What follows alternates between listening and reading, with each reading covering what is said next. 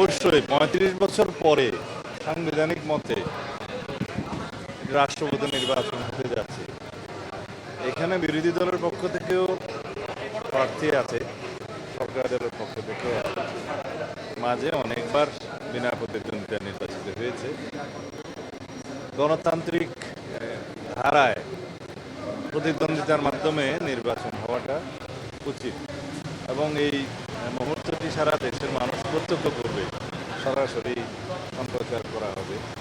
আশা করি দেশের মানুষ প্রত্যাশিত গণতান্ত্রিক চর্চা দেখতে পাবে এবং এর মধ্য দিয়ে আমাদের গণতন্ত্রের আবার নতুনভাবে সূচনা হবে। আমরা সংবিধান সংশোধন সংক্রান্ত যে কমিটি গঠন করেছি, সংসদীয় কমিটি, সেই কমিটিতে বিরোধী দলীয় সদস্যরা এখনো যোগদান করেননি।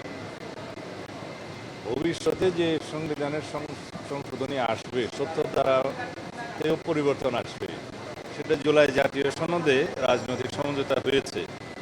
এখানে 4টি বিষয়ে উল্লেখিত আছে, তার মধ্যে 2টি বিষয়ে সব দল মোটামুটি একমত।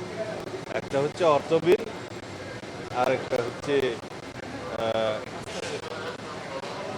আরেকটা 4টা বিষয় ছিল। একটা হলো অর্থ বিল এবং আরেকটা আস্থা ভোট, মানে ইমপিচমেন্টের ক্ষেত্রে সবাই মনে করে 70 অনুচ্ছেদে এই 2টা বিষয়ে সংসদ সদস্যদের স্বাধীনতা থাকবে না। অন্য 2টা বিষয় সংবিধান সংশোধনী সংক্রান্ত বিলে এবং যদি কোনো সময় যুদ্ধ পরিস্থিতি হয় সেই সময় দলের বাইরে ভোট দিতে পারবে কি পারবে না, এই বিষয়ে বিএনপির পক্ষ থেকে আমাদের নোট অফ ডিসেন্ট আছে যে এই 2টা বিষয়েও সংসদ সদস্যরা দলের মতামত অনুসারে ভোট দেবে।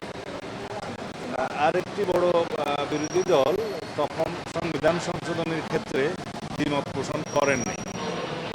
আর যুদ্ধ পরিস্থিতির ক্ষেত্রে এটা স্বাভাবিকভাবে দেশের স্বার্থে, সেটা জাতীয় স্বার্থেই এটা বিবেচনা করে আমরা মনে করেছি যে এই বিষয়েও দলের সদস্যরা দলের বাইরে ভোট দেওয়া ঠিক নয়। তো এইভাবে আমরা জুলাই জাতীয় সনদে যেভাবে এগ্রিড হয়েছি, ওইভাবে যদি 70 অনুচ্ছেদ সংশোধিত হয়ে যায় এবং তার পরবর্তীতে যখন রাষ্ট্রপতি নির্বাচন হবে তখন সেই 70 অনুচ্ছেদ অনুসারে হবে। কিন্তু এখন তো সংবিধান সংশোধন হয়নি, সুতরাং আমাদের এক্সিস্টিং বিধান মতে, বিদ্যমান সংবিধানে যা আছে সেই মতেই এই ভোটটা হবে এবং এইখানে সংসদ সদস্যরা যে যে দলের পক্ষ থেকে নির্বাচিত হয়েছে মার্কা নিয়ে তারা সেই দলের অনুসারে, সিদ্ধান্ত অনুসারে ভোট দেবে। ধন্যবাদ।